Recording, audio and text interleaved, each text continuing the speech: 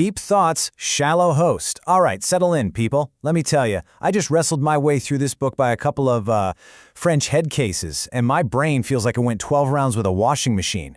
We're going to get into this because you are not going to believe the absolute nonsense they're trying to sell.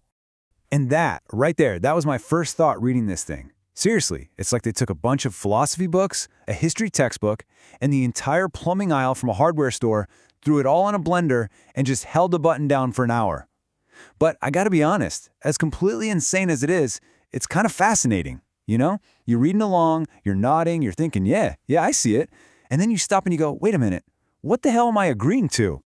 All right, so check this out. This is their first big swing. Forget everything you know about being a person, right? A unique personality, a special little soul. Throw it all out. Because according to these guys, you're not a person. You're not a soul. You're a machine. That's it. A walking, talking machine that complains about traffic.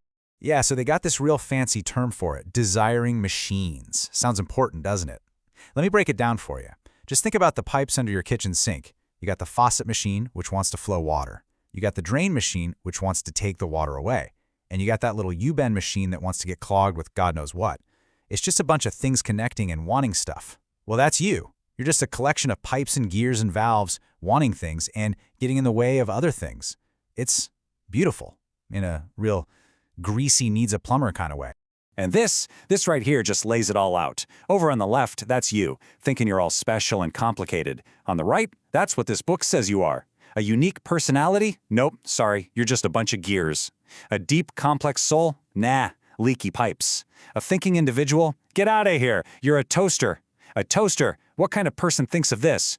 Does this mean when I burn my toast I'm having an existential crisis? Come on.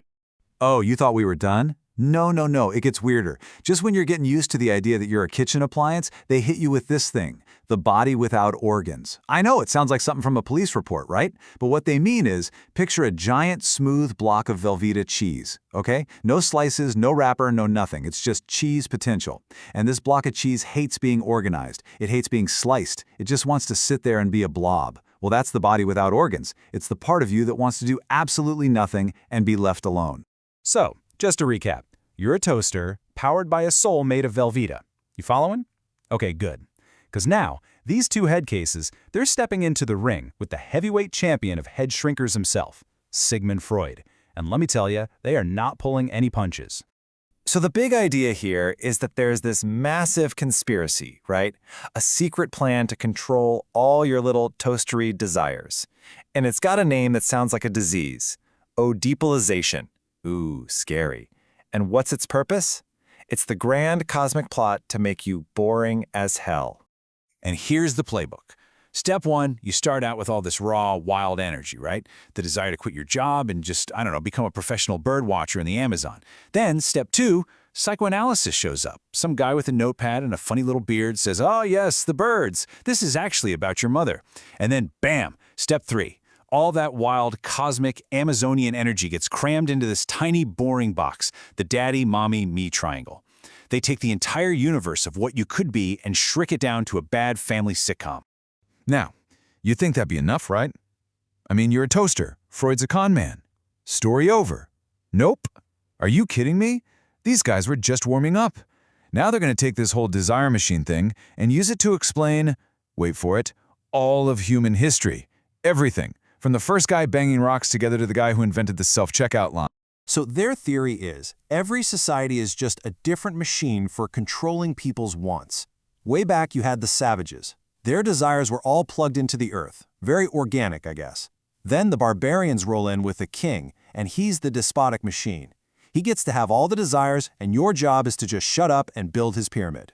And then you get us, civilized men, with the big one, the capitalist machine, where every single thing you could ever want gets a barcode slapped on it. So after all that, after thousands and thousands of years, after cavemen and kings and revolutions and the whole shebang, what's the one thing?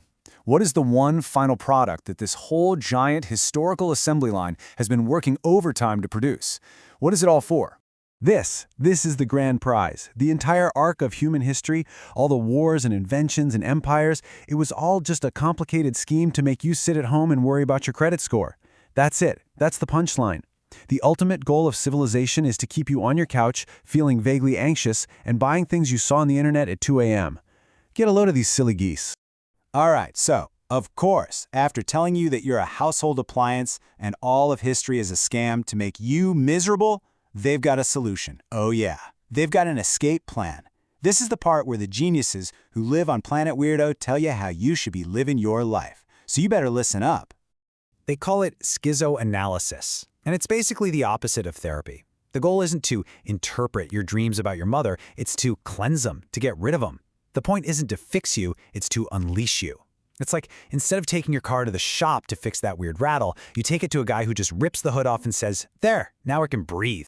So here it is, your to-do list for the new Unleashed You. Number 1, become a nomad. Fine, whatever. Number 2, have no habits. What does that even mean? Do I have to figure out how to put my pants on a different way every morning? 3, have no territories. Listen, buddy, my side of the bed is my territory. My remote control is my territory. We're gonna have a problem here. And finally, have no ego. Have no ego? What are you supposed to be, a cloud? A ghost who can't remember his own name? How do you even order a pizza? You know, listening to all this crazy talk about being a nomad with no ego, no habits, just flowing, it actually reminds me of something.